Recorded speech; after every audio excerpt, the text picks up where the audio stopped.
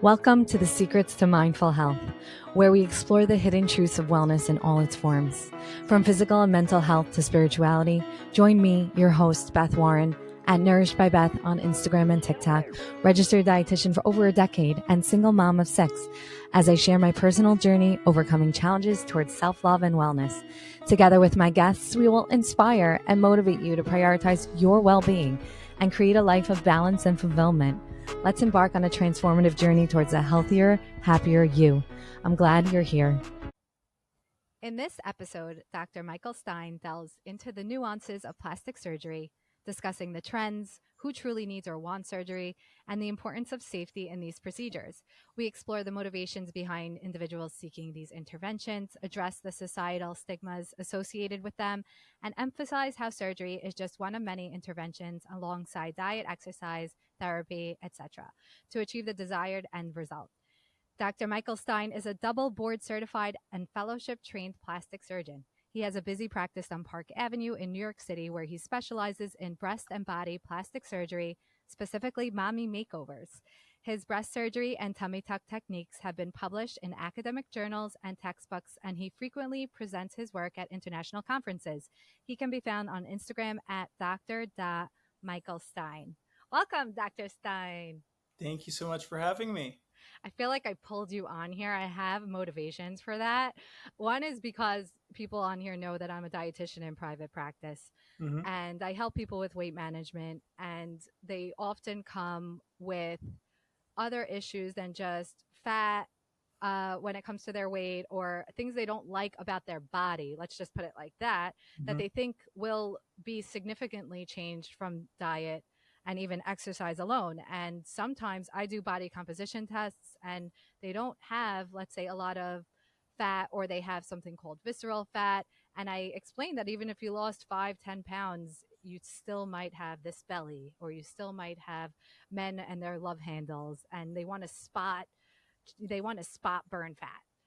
So I'm like, oh, I need to get you on here to just help explain this and help explain like these mommy makeover concepts and why people might come to you when it comes to their weight or their looks. Of course. I guess I'll begin by describing the anatomy, which is quite simple. So many patients come to my office, men and women alike, that they say, I don't like the appearance of my flanks or my abdomen, whether they're a mother or not. Mommy makeover is a bit of a misnomer because many patients undergo mommy makeover surgery that are not mothers. It just means a combination of breast and abdominal surgery at the same time. But in essence, despite exercise, despite diet, there are anatomical changes that happen from pregnancy or just naturally. And certain changes like rectus diastasis, or in men, visceral fat pushing on the fascia and leading to rectus diastasis. That's how it happens in men. In women, it happens from pregnancy. The hormonal imbalances actually attenuate or stretch the fascia, and then the mechanical strain of the baby pushes on the fascia. Whatever the reason, there are anatomical changes that are permanent that can only be addressed technically from tightening the fascia in surgery. So it's very busy. This is a very common procedure. You can lose weight, and when you lose weight from your subcutaneous fat as well as your visceral fat. So going back to the anatomy, you have, if you think about your abdomen, you have your skin first, then you have a layer of subcutaneous fat, and then you have that fascia, and that fascia is like a wall that protects the important stuff of your abdomen, all the organs. And underneath the fascia, where all the important stuff are, is visceral fat around your organs. So first of all, if you lose weight from both subcutaneous and visceral fat. As surgeons, I can only address the subcutaneous fat. So I can do liposuction to make that layer thinner and sculpt, muscle groups. And I can remove the skin and actual fat to improve the contour. But visceral fat, as you know, no surgeon can address. It's too dangerous. You can't go into the abdomen and just take out visceral fat. So, as you said, having a dietitian to really get you on a good diet and having an exercise regimen, all this stuff together addresses visceral fat and makes you look better and better. Right. And that's why visceral fat's an even greater health risk, because it's pressing on those organs. So it's still a vital component too. Yeah, and I mean from a physical standpoint too, if you're looking in the mirror and you see a bulge, even after you have a tummy tuck or any plastic surgery procedures, it could be that you have excess visceral fat, right? Mm. And the only way to flatten your stomach is to diet and Right. exercise to decrease that visceral fat layer, which is better for you health wise as well.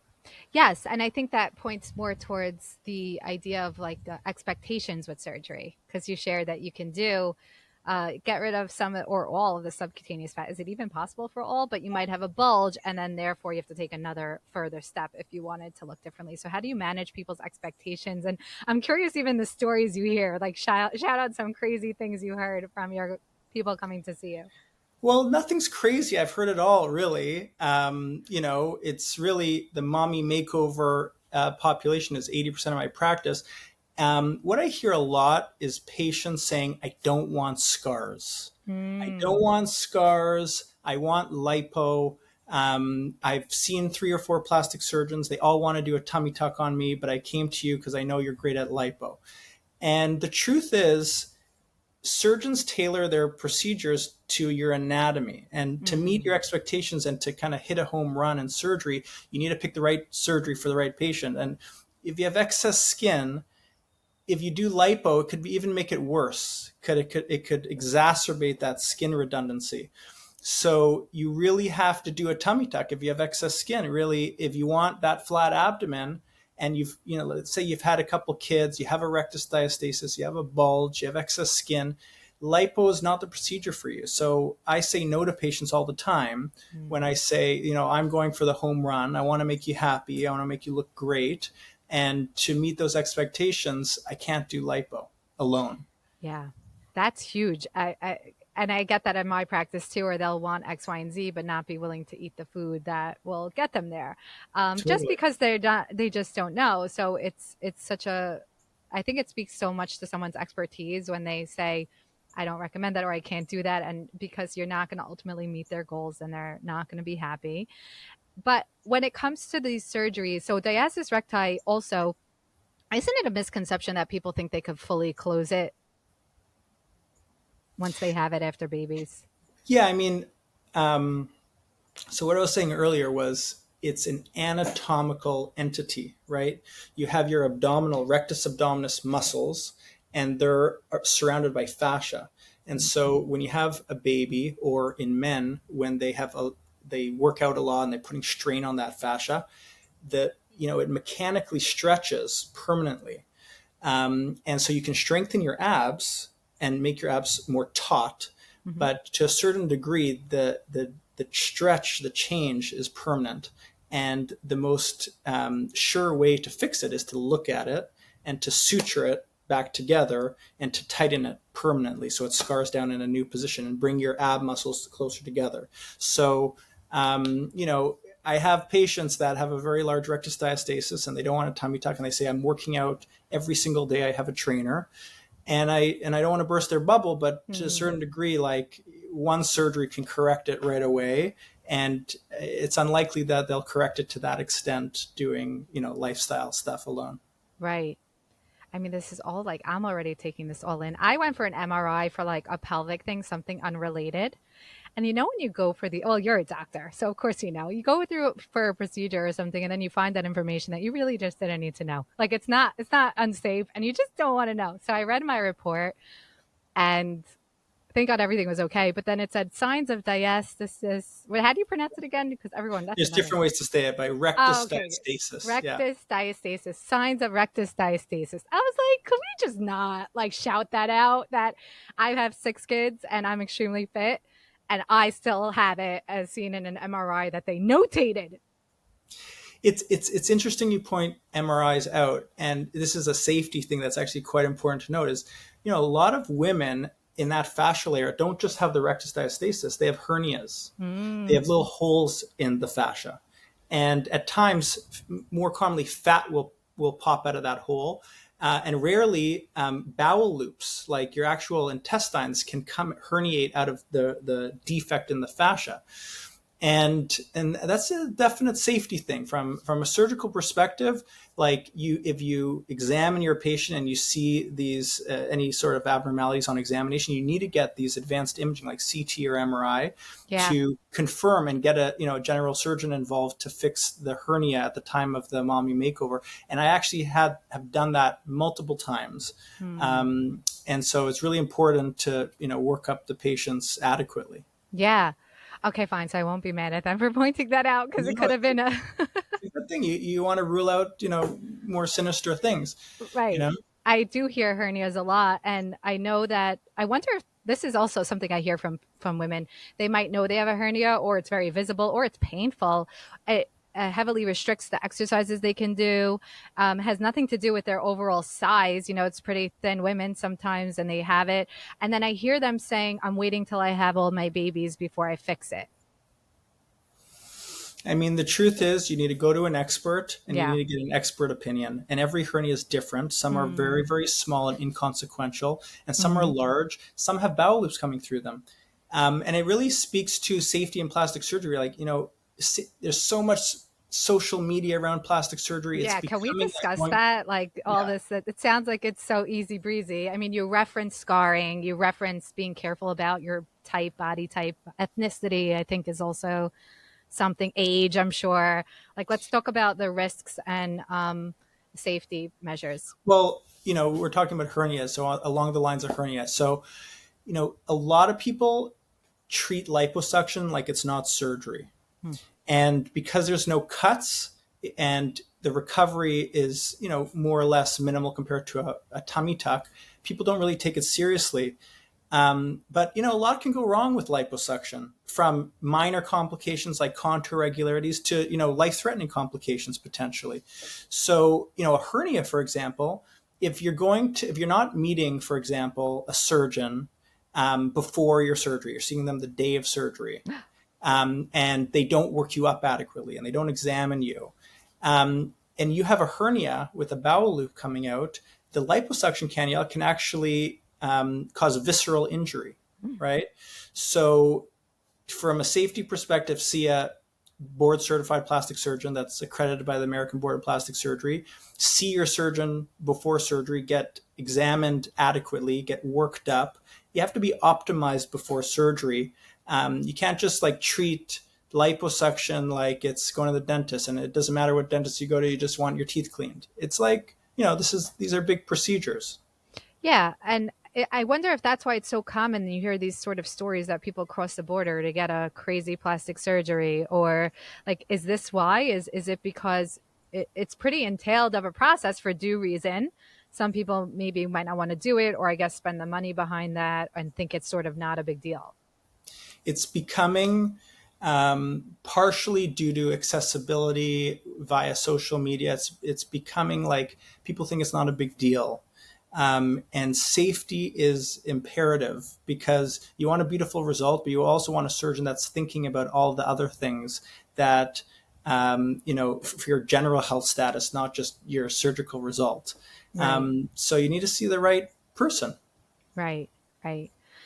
When it comes to getting rid of excess skin or stretch marks, how does that relate to surgery? Like, think of like Ozempic or drastic weight loss. How do how does that play into the plastic surgery sphere?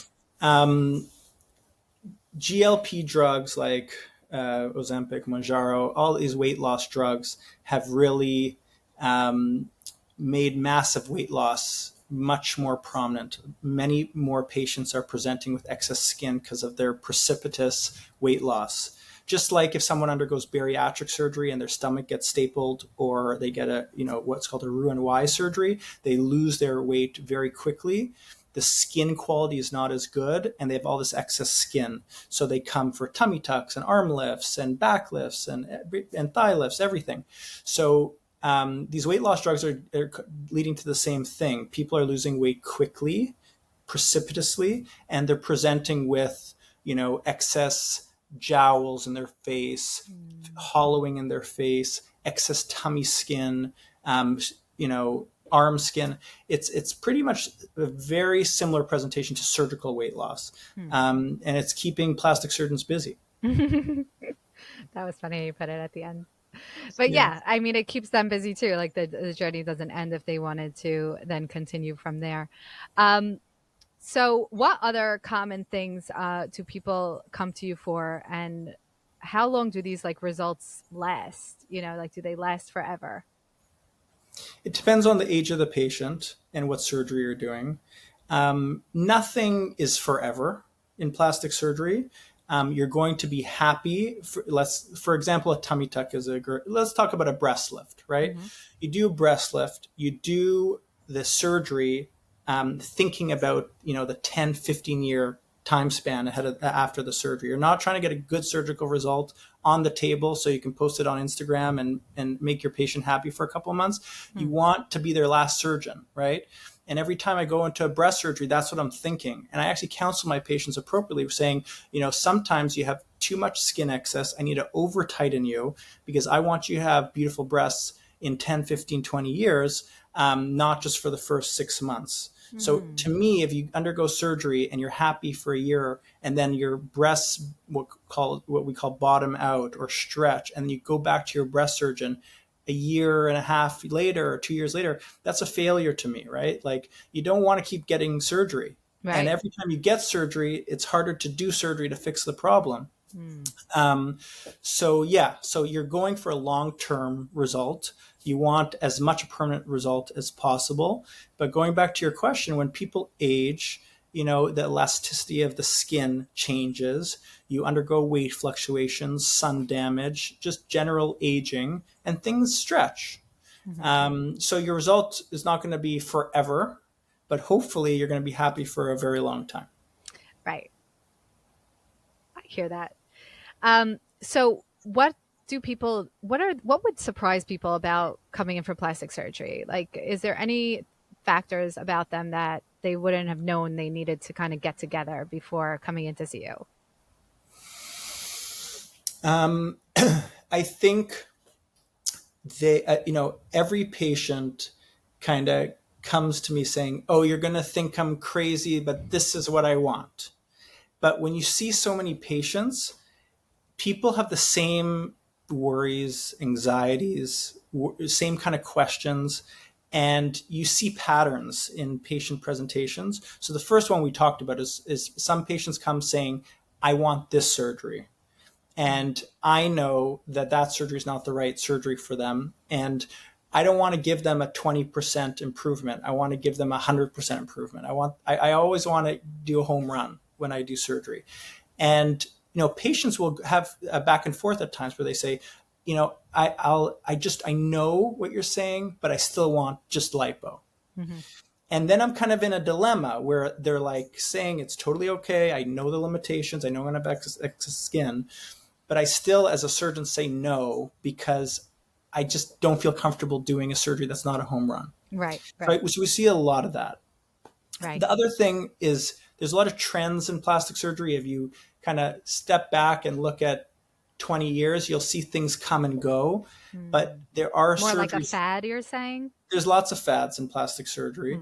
Mm. There's many technologies on the market. There's many things coming out, and you'll see that a lot of them kind of come and go, Mm. right? Like they're all over social media. Everyone's talking about them. Do you think like Um, that has to do with what's the thing for your butt called?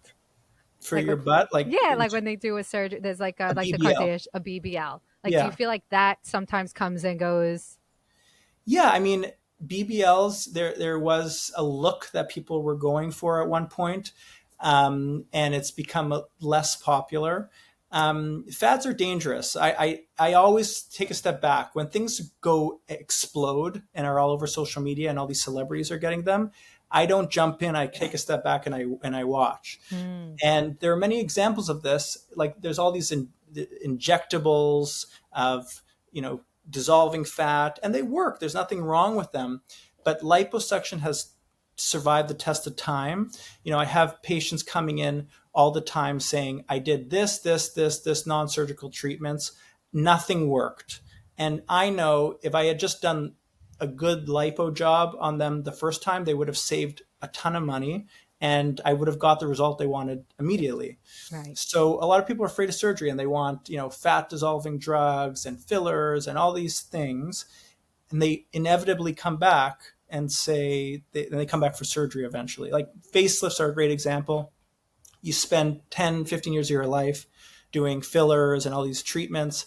But if you have jowls and you have excess skin, you need a facelift. Right. And that's going to give you the home run. Tummy tucker is the same. There's all these devices on the market to tighten skin, rejuvenate skin, and there's nothing wrong with them. They You're all are. talking like sculpts and stuff like that. Yeah, I don't use M-Sculpt in my practice. Right. I have nothing bad to say about any of these technologies. Right. But the you're truth more is, your point. In my hands, I know what I can achieve. I know how to hit a home run. Mm-hmm. And people come to me saying, I want A, B, C, rejuvenation techniques and technologies. And while I have some of these in my practice, I know how to hit the home run. So let me just hit the home run. And so many patients are coming back after doing all these for so many years and spending a lot of money. Right. Probably saying they're so happy, meaning if they did listen to you, saying how happy they are. I think what you're also expressing is that you're hearing what people want, but you're knowing what they need. Yeah. And at the end, you always do what's right for the patient and what's safe and what you know is best for them. And, after doing this hundreds and hundreds of times, it's, you know the anatomy, what the patient needs. It's not that complicated. Right. What about, I wonder how it manifests, like, because when it comes to like a person's emotional or mental state and all this, like, is there some way you kind of screen even in the back of your head? Or I don't even know if you have a screening. Like when I show up having a baby, they give me 12 mental health screenings, like just in case.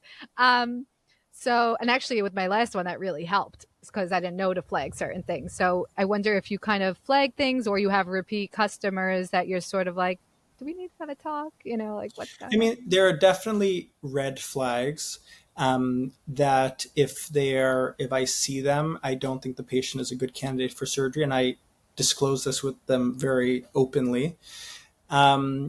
Look, surgery is a big deal. And when if your relationship with your surgeon is a long-term relationship, you're like their therapist, you're a bunch of, you have different hats on, not just the technician.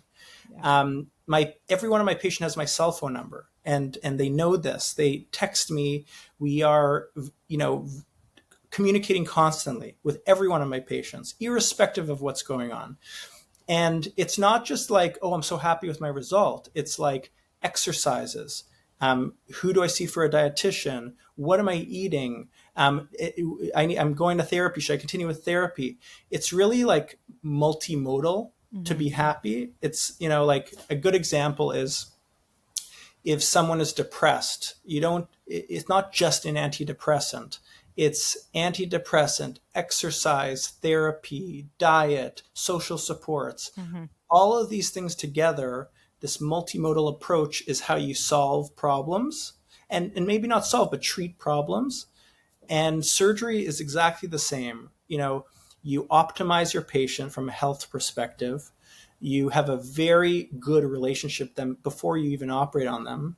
You operate on them and get a beautiful result. You follow up with them, you get them to a dietitian, you get them exercising, you're there for all their questions. You basically, it's not just the physical result, it's like everything together that makes a patient so happy. And I'm there for that. And I kind of guide them towards those things. And it's so rewarding seeing a patient like 2 years out and I'm looking at them. First of all, they look amazing. And it's not just me. Like I know what I did. You can pat yourself on the back. Yeah, to a degree. I'm very honest too. It's like, I know what I did. Right. And they come back at 2 years or even a year and they look amazing. Mm-hmm. They're eating well. They're exercising. They're in a new relationship. Mm-hmm. They have social support. They're going out more. Their lifestyle has changed. And the surgery kind of kickstarted it. Mm-hmm. And it feels good because I just started the ball rolling, basically. Yeah. Well, that was sort of like the little piece that needed to be fit. Like, that's why I even started this podcast and my platform became more wellness in general, because all these different areas and all the different guests I'm having, like you on here, are just all different tools and tweaks you can do in order to find that little click that's like, oh, wow, look how this now spiraled in a good way, like to unfold all the areas that were being buried by this one change. And we're Yeah. talking a big change here with surgery, but it can be very impactful if it's your needed change. Totally. And I mean, we need to be nicer to ourselves, and so many people have very negative self-talk. Mm-hmm. And what I'm treating as a surgeon is not just a physical attribute. I'm treating the negative thought that the patient is looking at themselves and feeling self-conscious and saying, you don't look good and I'm not beautiful and look at my tummy and my breasts are droopy and look what I've become. And all this negative thought, we're so mean to ourselves, mm-hmm. right? And so if you help them cure that negative thought by making them look in the mirror and being like, whoa, I look mm-hmm. amazing. Yeah. Then it kickstarts more positive thinking and more positive living. And you're not bitter when you walk outside and you interact with people in Manhattan. You basically are in a good mood. It's really, you need to attack wellness on multiple levels. And as a surgeon, I help treat up here as much as I treat the physical changes. Yes. If that makes any sense. It makes complete sense. Meaning some people, and not related on a surface level, but some people might be like, oh, therapy was my thing. Therapy is what did it. That's the click. Some people might be so buried in something physical. And when they go help it with you, then suddenly that ticked off and solved other things. Meaning, it's not a stigma thing. Like, some people this really works for in their journey of what they needed to feel good about themselves, better of themselves, get themselves healthier. I mean, I think we're both in agreement. We kept referencing diet, exercise. These things are all still vital, also with helping the results, but important in this process. It's not an end game, just getting a surgery. What we're sharing here is that it opens up all these areas that improve in wellness. I want to thank you so much for coming on. What did we forget to touch on? We have like a few minutes left, or what kind of message could we leave everyone with? I think we touched on pretty much everything. Just I really be happy. do. And wellness is an ongoing pathway, right? You're always investing in your own wellness, and it comes in many different forms, and you need to try different avenues. And yeah, I think and go to experts like you. I think a big takeaway was, and that's why I'm so appreciative that you're on, because you're such an expert in your field and very well respected, and you have great client relationships or patient relationships that are ongoing, and people need to go to the experts and the right sources and get educated. So how can people find you? Let's say they want to work with you. What's the best way to reach you? Instagram's probably the easiest and most accessible today, and it has my email address, and you can DM me or email me in my office, and happy to hear from anyone. Yeah, you're also great with just answering questions. So I'm sure. I'm always right. I'm between cases right now, so we managed to do this. I'm really impressed. Oh, I knew we would pull it off. So your Instagram is at Dr. Stein. Yeah. Great. Okay. Well, thanks for coming on. Thanks so much for having me. Don't forget to hit subscribe or follow me on Instagram and TikTok at Nourished by Beth, or listen on Spotify at the Secrets to Mindful Health podcast.